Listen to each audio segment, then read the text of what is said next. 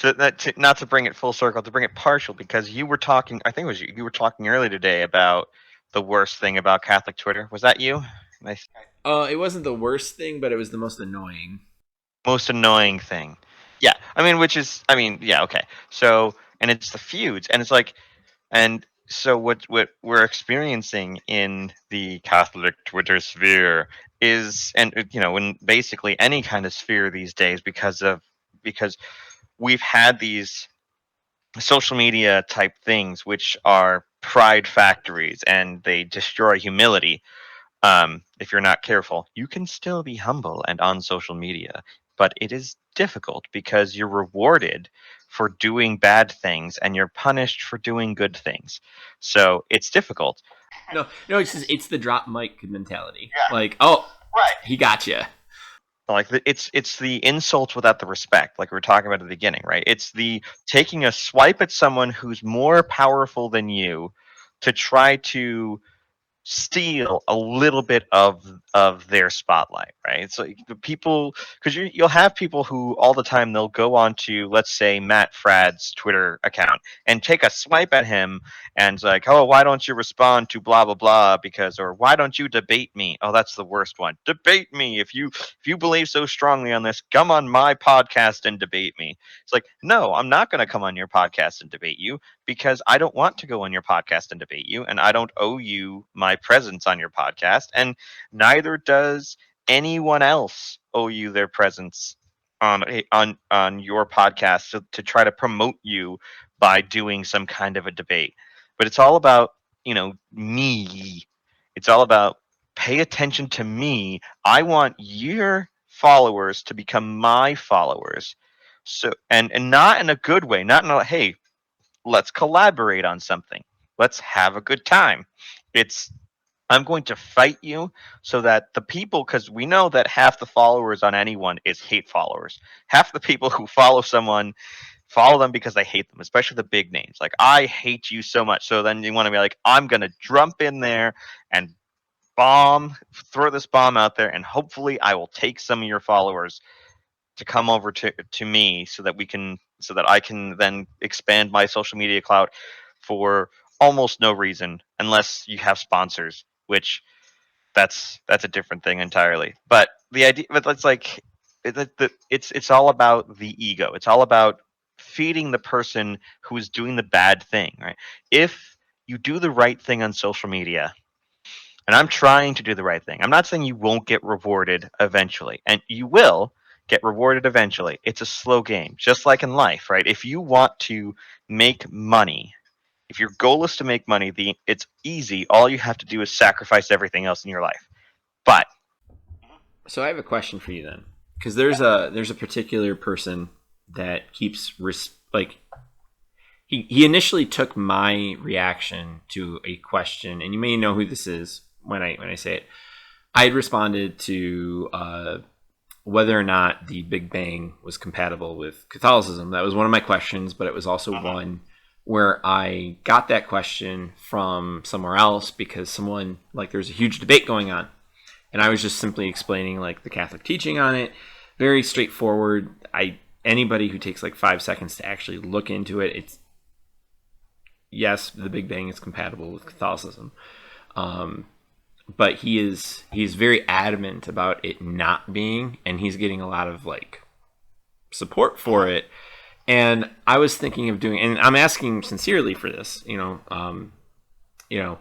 I don't want to be one who just starts feuds to be an ego, but I also recognize that there are a lot of people who are supporting this person, and acknowledging this as some sort of truth, which it's not. Basically wanting to do an explanation of Big Bang compatible with Catholicism, but also specifically mentioning his name. I looked into it while you were talking, and I know who you're talking about, and I actually know him, the guy you're talking about, and um, we could talk more about that, about the particulars offline. But um, I would say let it go. Personally, I would say you can post on, you can talk about the teaching, and you can talk about the compatibility.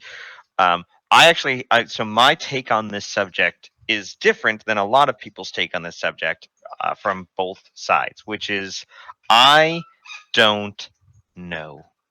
And a lot of people will be like, well, that seems like a really like that's not really an answer. It's like there are more important things for us to worry about in this day and age than the age of the earth. Yes. Right. So no, but like I consider that to be a reasonable response. I Right. consider because I think there's three responses. I think there's young Earth, what science suggests, and then I don't know. I'm just gonna focus on other things.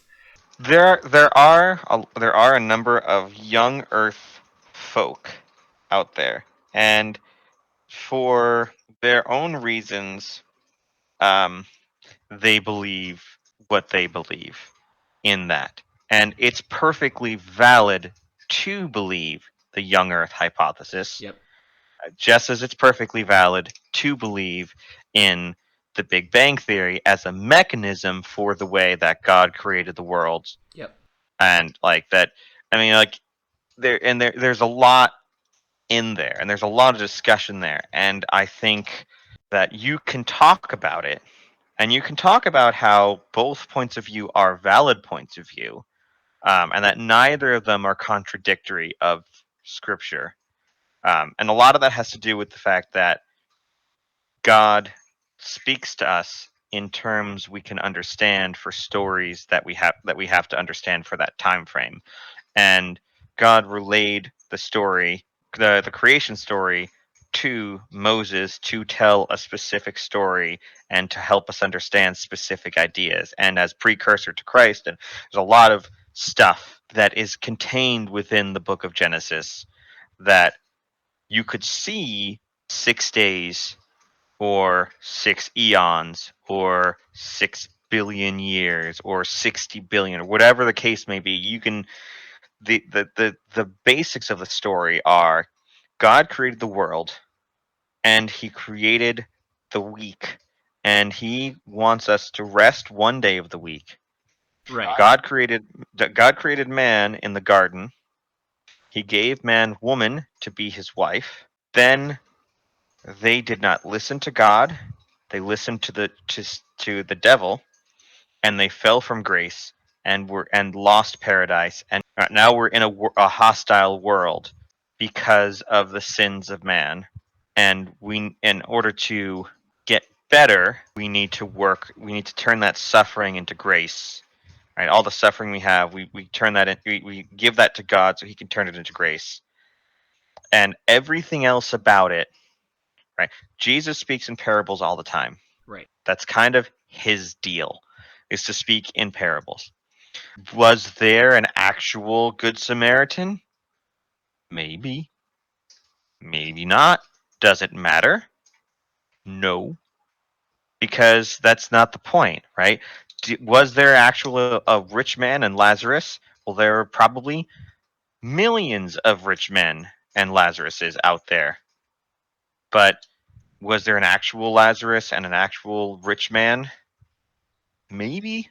Maybe it's something that Jesus saw and then was telling his people, because he saw the rich man walk over a man named Lazarus, and then because of his divine nature knew what would happen and could tell that story. But maybe not. Yeah, we think we focus too much on the did or didn't as opposed to the purpose. That's basically my point with a few of the people on the thread, not necessarily with him, where it's poetry. It's not a scientific treatise. It is about presenting truth in a way, like you said, that is compatible with the people at the time. When it comes to pulling out truth, like to pull out truth is an art. And to like limit that to, like, for example, like you doing jokes, you doing jokes is an art, and there's truth behind what you're saying. You're just presenting it in a way that will get people laughing.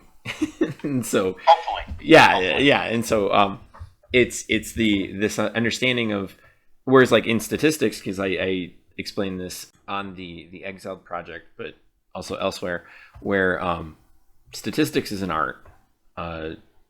it's not necessarily a science because you're trying to discern truth from data, and you're trying your best, but you're not going to get the exact truth, but you're trying to pull it out as best you can. That's what art is, and that's what it's described as Hebrew poetry. Like, that's art because that's what it's telling us. It's inspired art, but yeah, go ahead. It's entirely possible that God makes the rest of the cosmos and then creates the earth in 7 days, right? That the rest of the cosmos exists out there in this nebulous universe, really, like the unvisitable universe, that the purpose of which is to give us stories in life and to affect the gravitational pull just right so that the earth can be created right where it needs to be to support life. Like, all of that, it's possible for any of it, and the only person who really knows is the person, which is God. Right? God knows what happened. God knows if it was poetry or if it was real. God knows if if like he created Adam and Eve and the Garden of Eden, it worked exactly like that, or if it was a story about something else. But God knows it.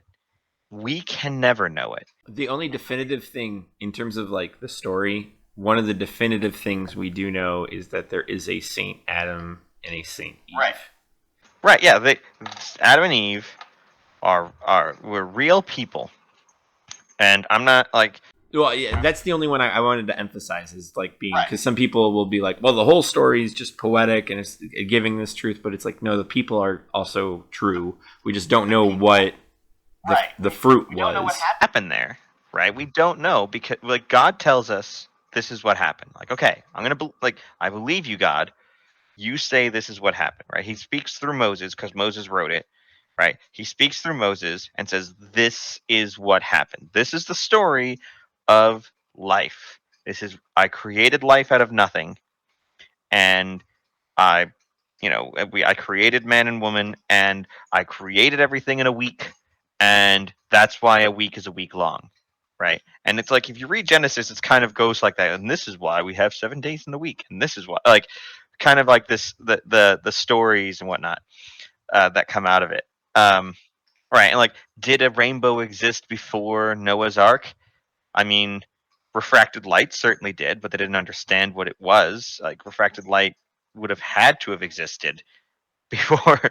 I would imagine. Like, but God tells us this is the story. Tells us the story of Noah. Jesus talks about Noah in the New Testament, so we know he doesn't. He's not, saying that didn't happen. So that happened, but like how all of that happened and what the point of all of that telling us all of that is, God knows. God knows what happened, and he's telling you this is what happened. This is what you need to learn from it. Your purpose in life is to love your fellow man. Work with that, right? And we spend so much time trying to argue the details that we miss the message.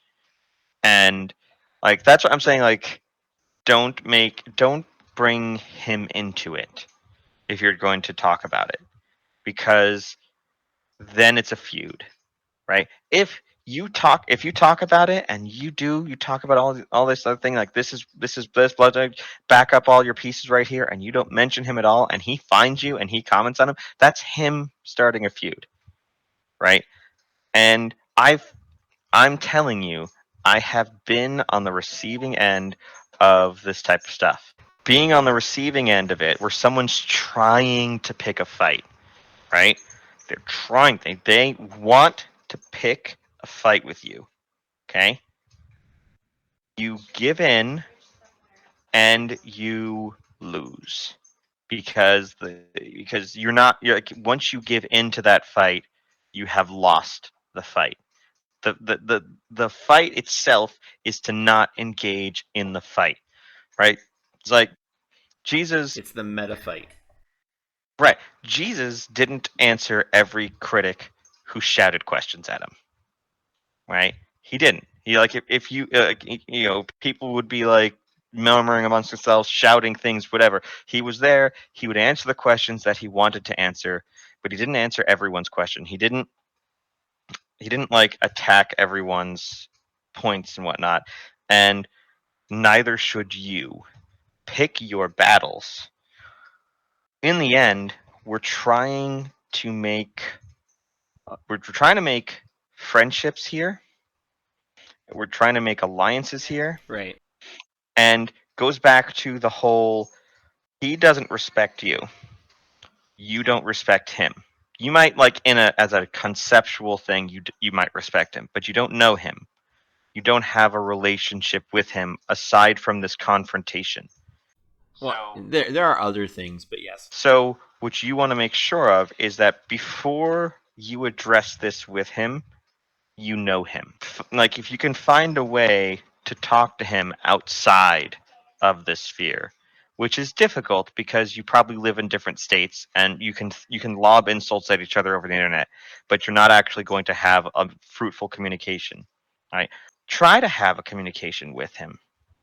See if his DMs are open to you. Talk to him.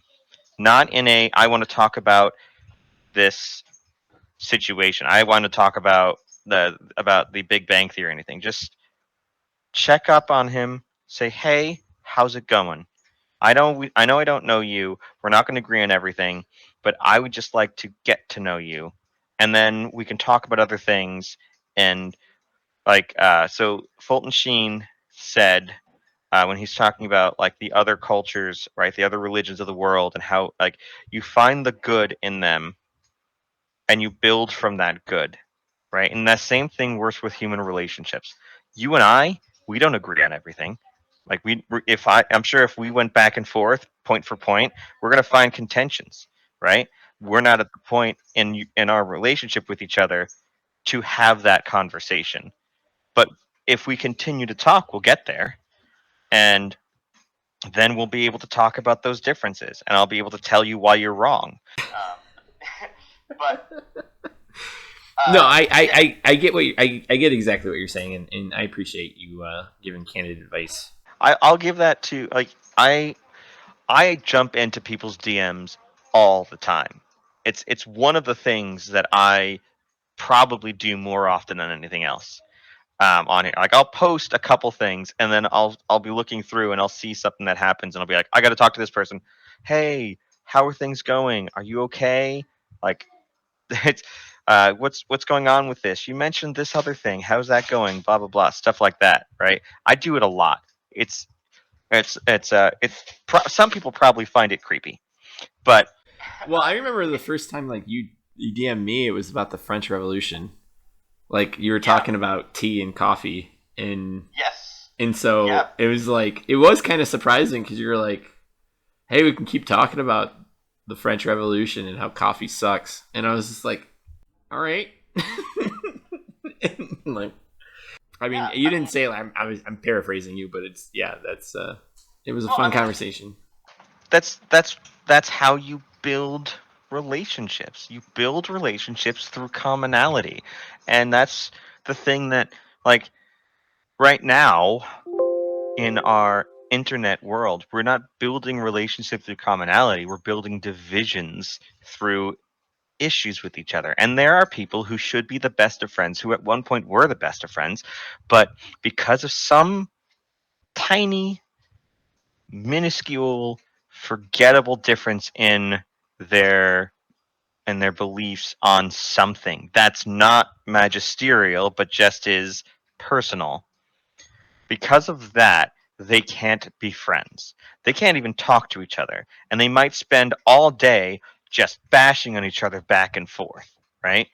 And like I am not a sedevacantist, but I know sedevacantists, and I'm not going to spend the whole time bashing them because that's not going to help. Right. It's like when you spend your time breaking down another person, what you do is what you break down from them is used to build a wall between the two of you. And like if there's not that respect there, then it's just you're a jerk, and that's how they see you. You're a jerk, right? And like when you talk about a lot of different ministries within the church that people have issues with, like, some outreach stuff and things like that, like you can't do outreach, you can't do your blah blah blah. It's like you have to be able to talk to people first. You can disagree with or with a lot of different things, but you never consent to the sin, right? But you have to be able to talk to someone and have an understanding in order to be able to get them over onto the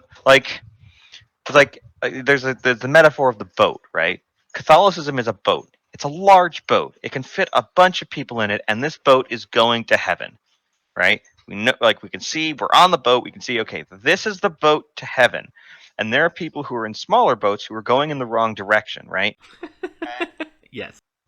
Or differing directions, or maybe they're going along the same direction, but they might veer off, or there's winds, whatever. We're trying to get everyone onto our boat because this is the way to heaven.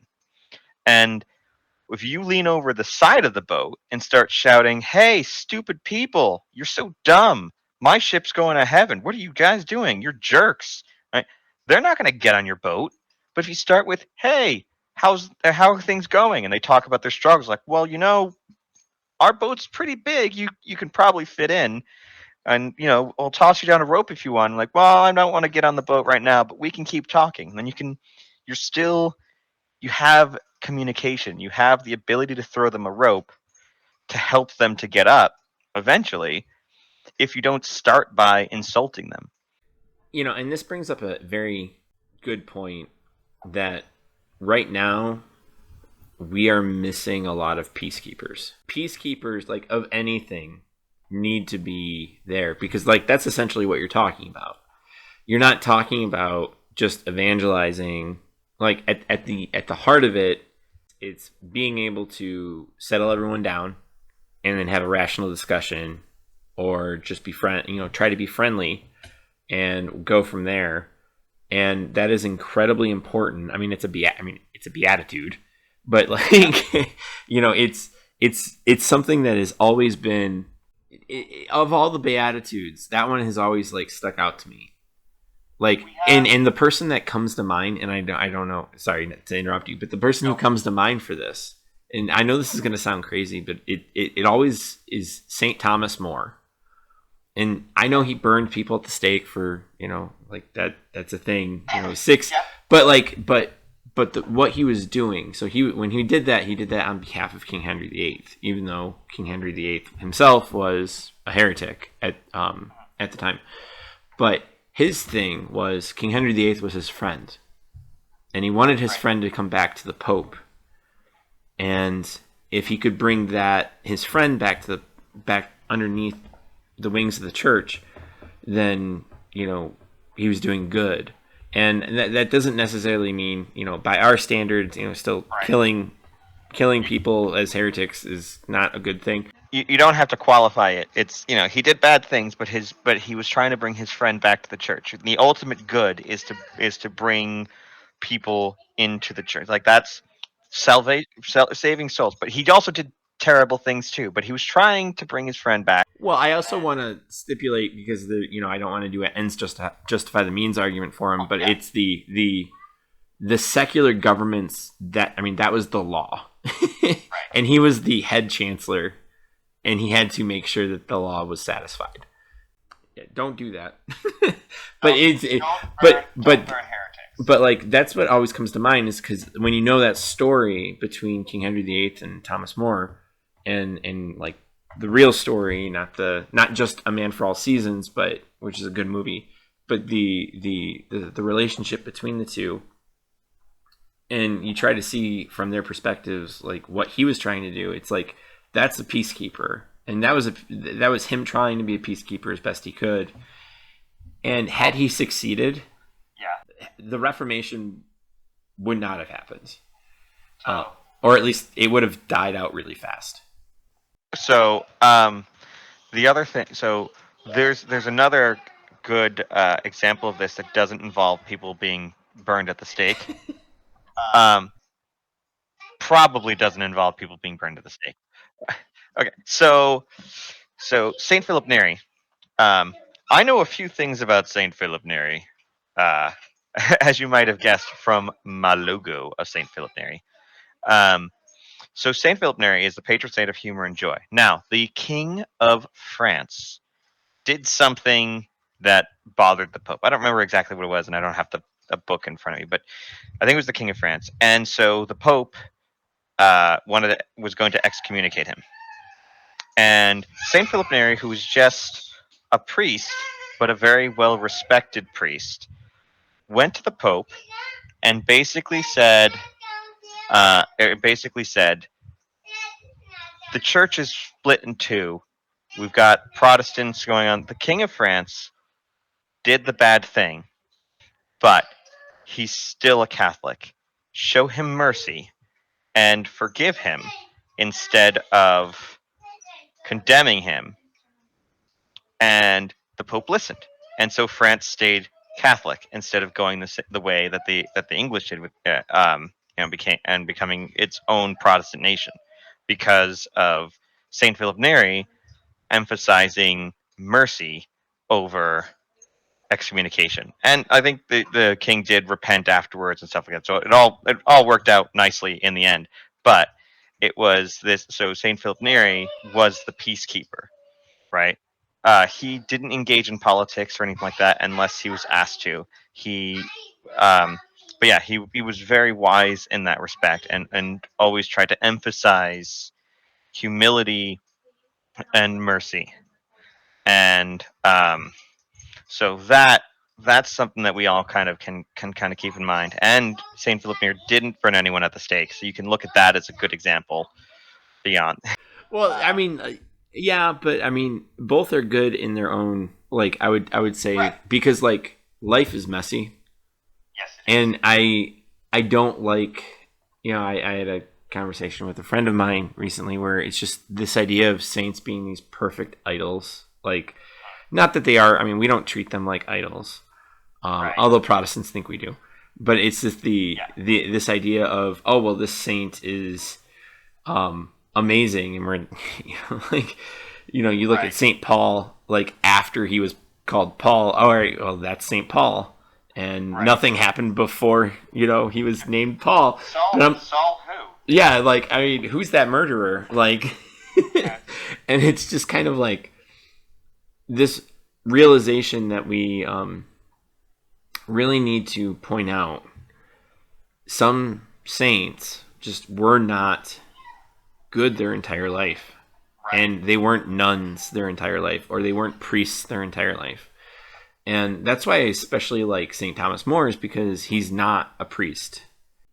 I mean, he's a layman. And Right. Whereas like St. Philip Neri, I mean, I'm not trying to dismiss him by any means, but he's an exceptional case in his whole, I mean, his story. Like, it is a good story. If you see the movie, that's not his story. That's I think St. John Bosco, and they just put St. Philip Neri in there.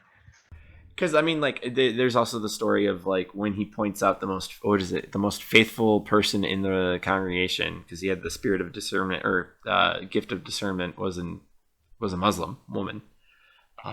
Like that to me, like, was very eye opening for him. But yeah, I mean, like, at the end of the day, like, I know Catholic Twitter is like, it's not a big thing, but it is a big thing. This idea of these feuds going on, dealing with that actually matters. Yeah. Because something like this, like me and you, for example, are a perfect example of being able to, we see each other comment, and then we talk to each other in messaging, or we like play around with names and how to pronounce things, and it grows from there in a positive way, and in a way that is promoted by the church.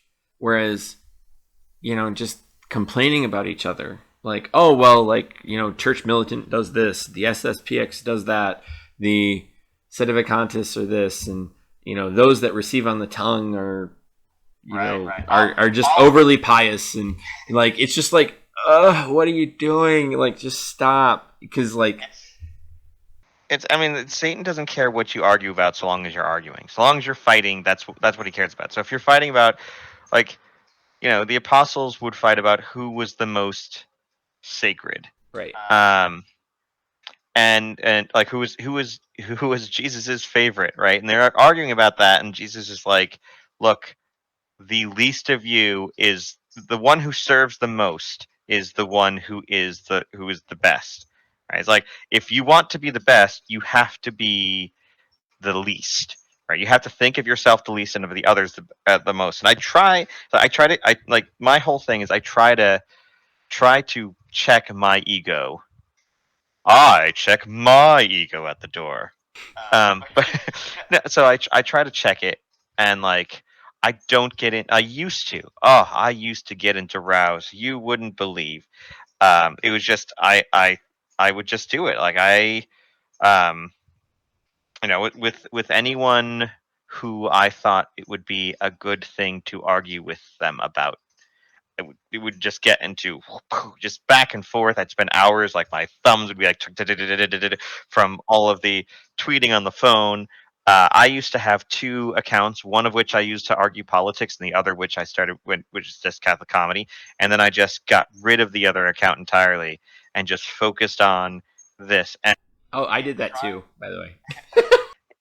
in trying to keep the brand solid, right? And that's the thing that's kept me in check, right? What is the brand? The brand is humor and joy. So what does that mean? No debates.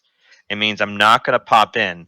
I had this rule that I started out with, which was, see something, go through the comments. If the thing I was going to say somebody else already said, walk away, because I didn't need to say it. Somebody else said it. Good. God sent that person to relay the message I wanted to say.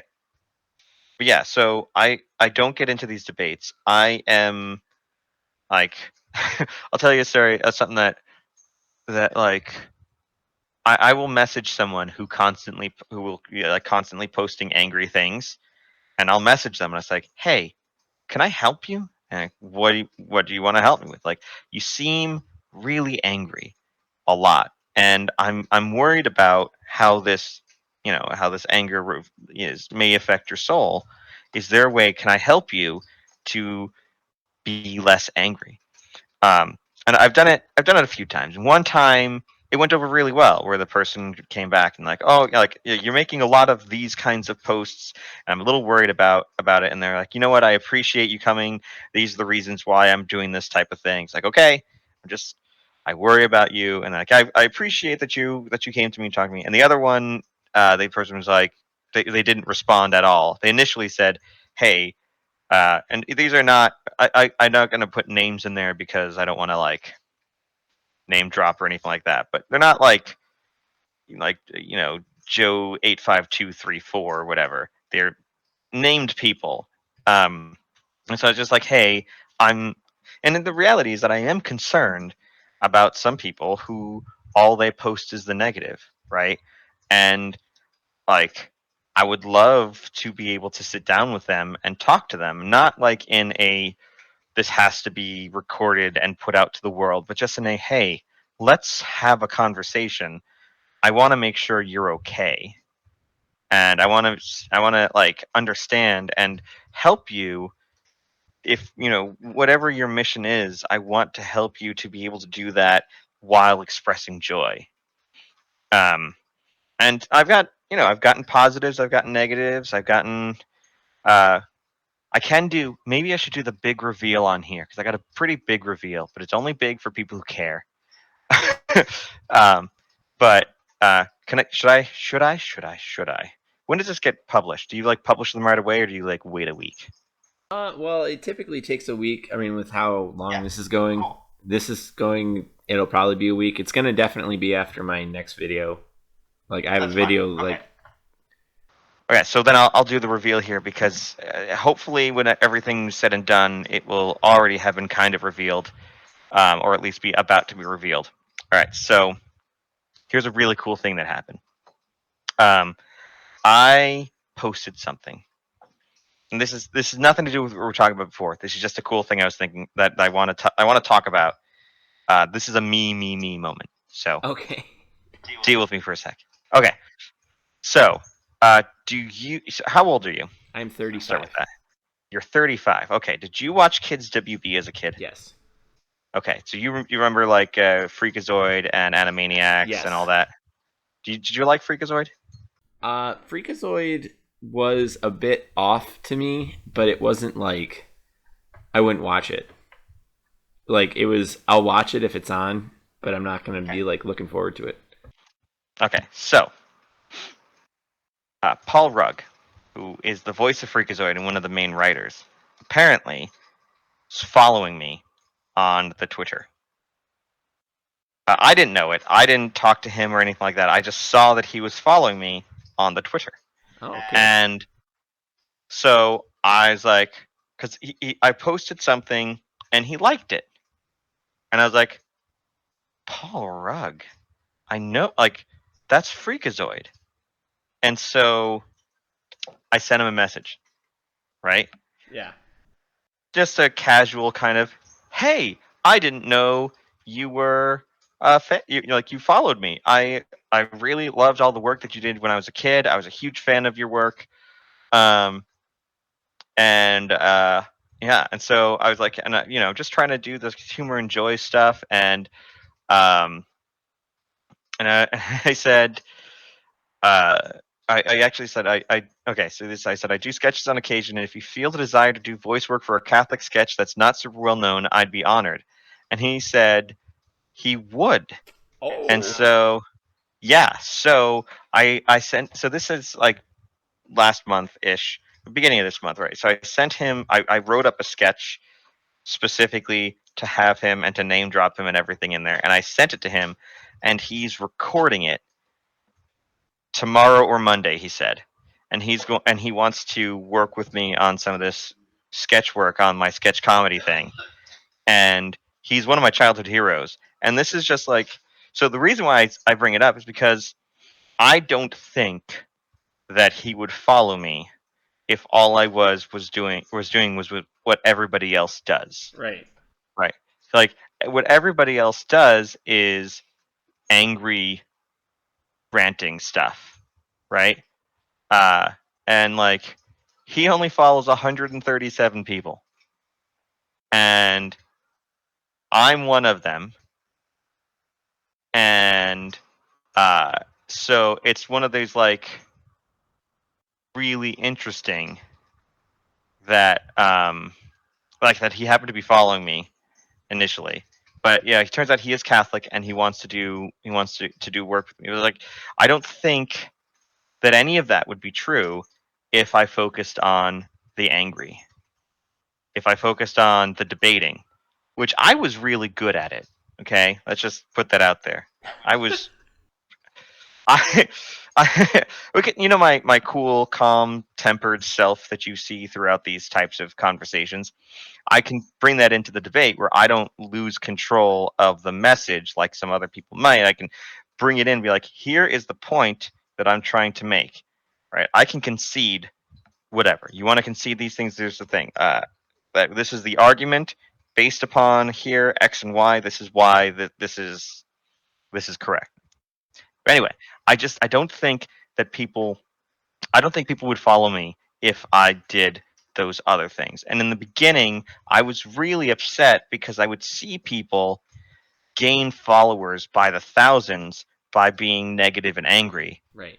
But then they get banned and they have to try to crawl like they go too far, right? And then they lose their account and then they have to make a new one and like claw their way back into into it. But every time it happens, the marketplace gets more and more like crowded with people who are doing the exact same thing.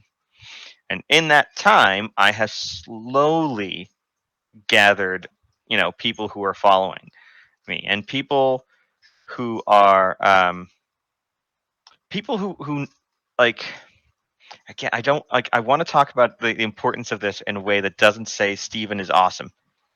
But Like respectable people. right. So like I went to Jen Fulwiler. I don't know if you know her. She's this comedian. She's a Catholic comedian. She goes on tours and whatnot. So I went to one of her shows. My wife is a fan, and she seemed cool enough, and she's a Catholic comedian. So I went and I brought her a mug because I have mugs and I give mugs out to people. It's one of the things that I do. I actually am backlog. I have to put out like 5 mugs to people that I promised from like the beginning of the year that I just haven't gotten around to.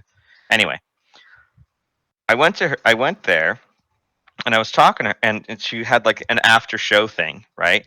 And so like she was doing a meet and greet, and so we wait in line to meet her, and I gave her the mug, and she's like, "You're Catholic comedy." Like, yes.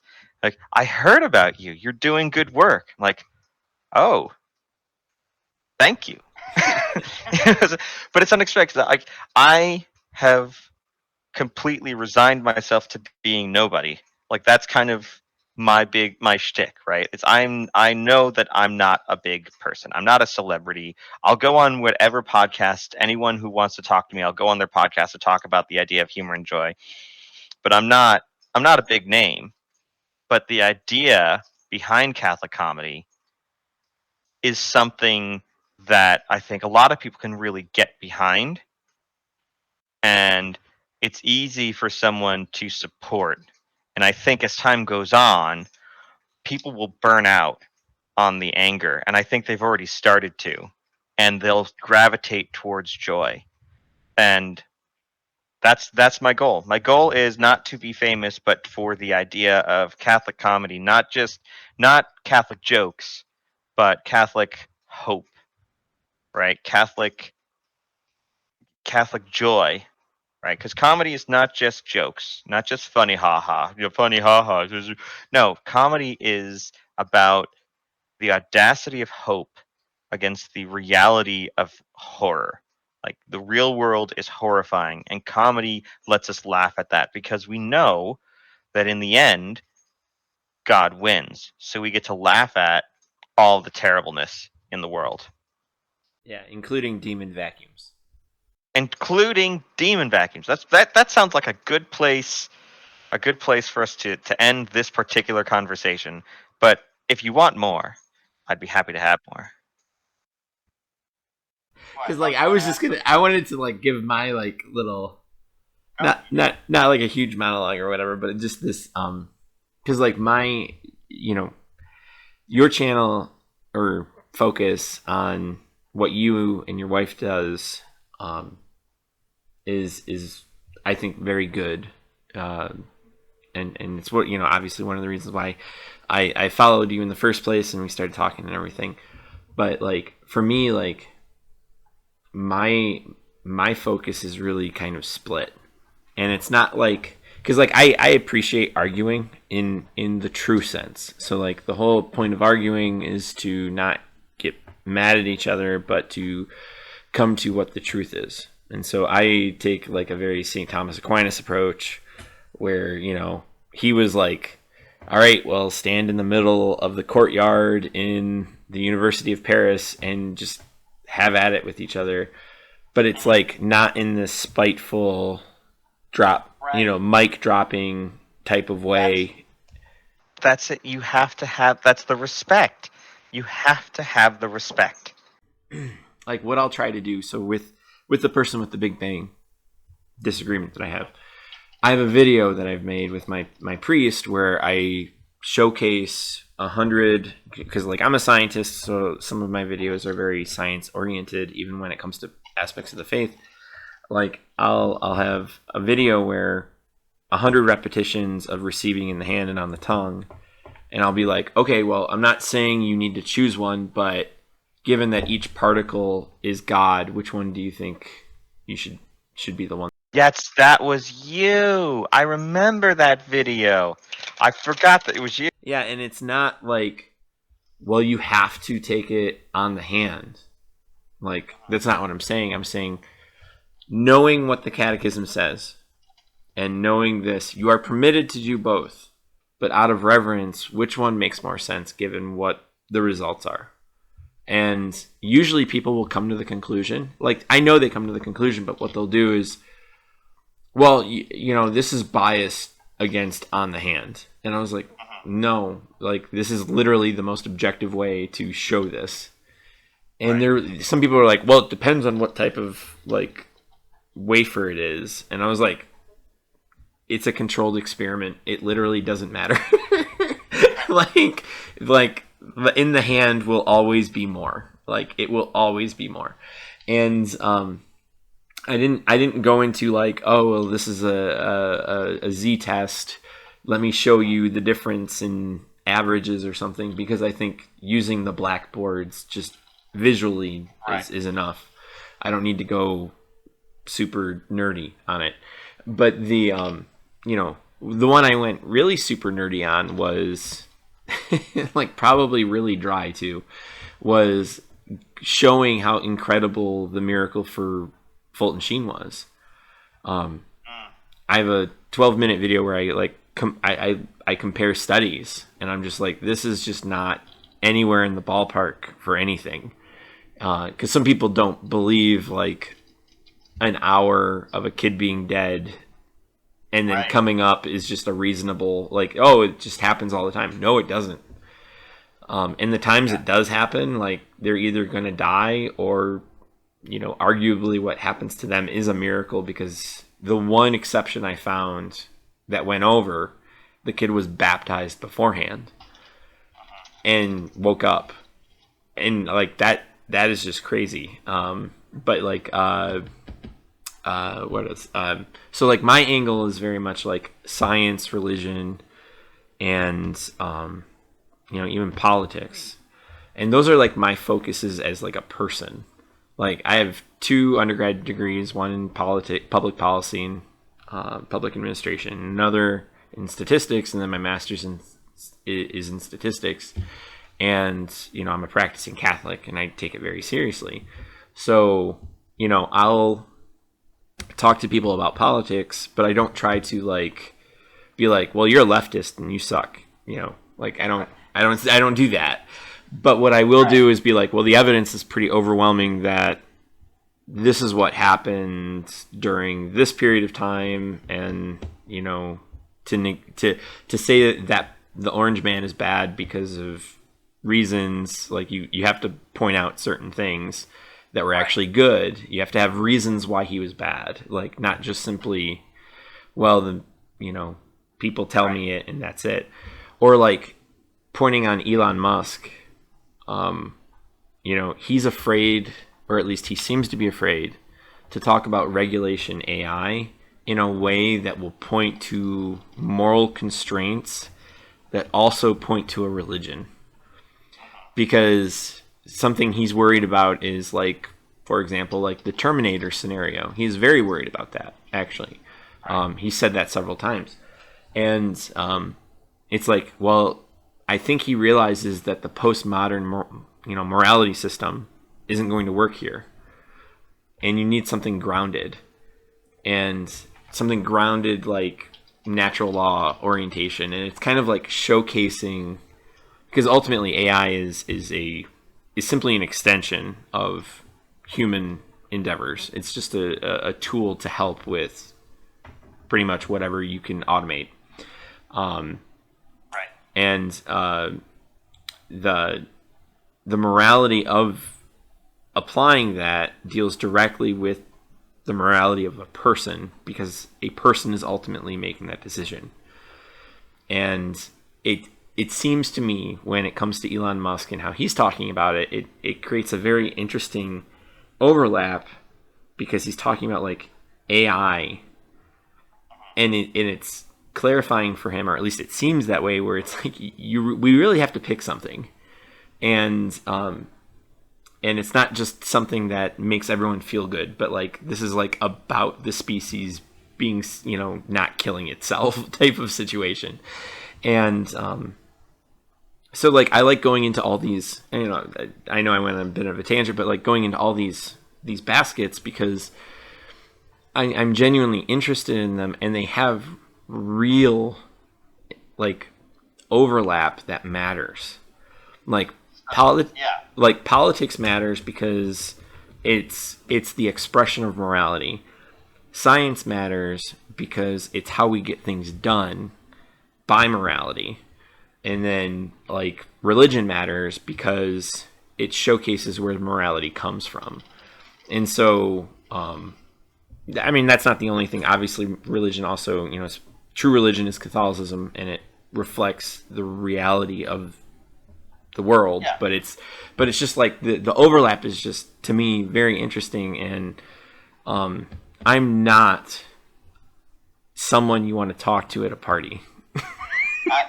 So you and I are very similar when it comes to talking to people at parties, because that is what I do.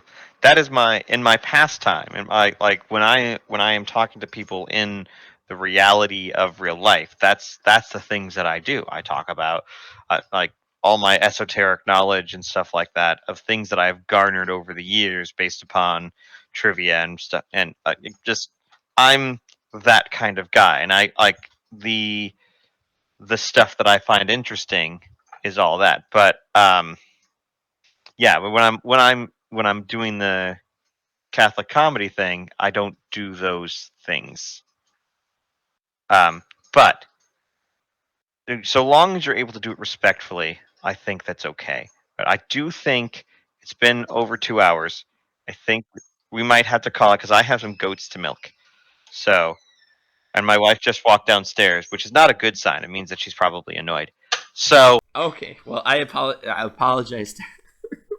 I didn't mean for it. Yeah, I didn't mean for it, because like over here, it's like, I mean, it's 12:30 a.m. right, yeah, no, definitely. So you've got to get some rest. I've got to get some rest. We should do this again sometime, I think.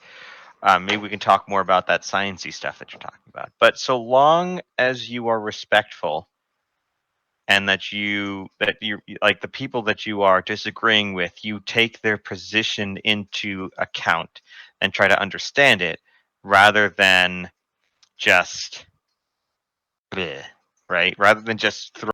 Right. I mean, like the hardest thing is honestly the atheists, because they're like, oh, he's a religious person. I have to give my opinion about science to this.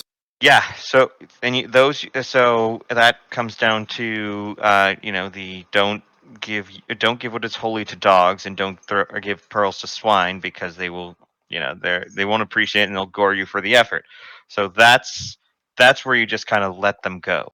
Oh yeah, my block list is very long. I don't block. Okay, we gotta stop. But thank you very. I'm sorry to be abrupt, but you're far too interesting to talk to for me to allow this to go on for any longer. Okay, Because then it'll be another. If it's another 5 minutes, it's another hour. So no, I understand. My wife gets mad at me too. so I've got things I got to take care of here. You've got things you've got to probably go to sleep there. Thank you for having me on. Yeah, no problem. And we'll chat again another time. And I apologize to your listeners for the abruptness of the end of it. No, that's fine. But Thank you. we have to abruptly end. All right. All right. Thank you very much. We'll chat again later. Yep.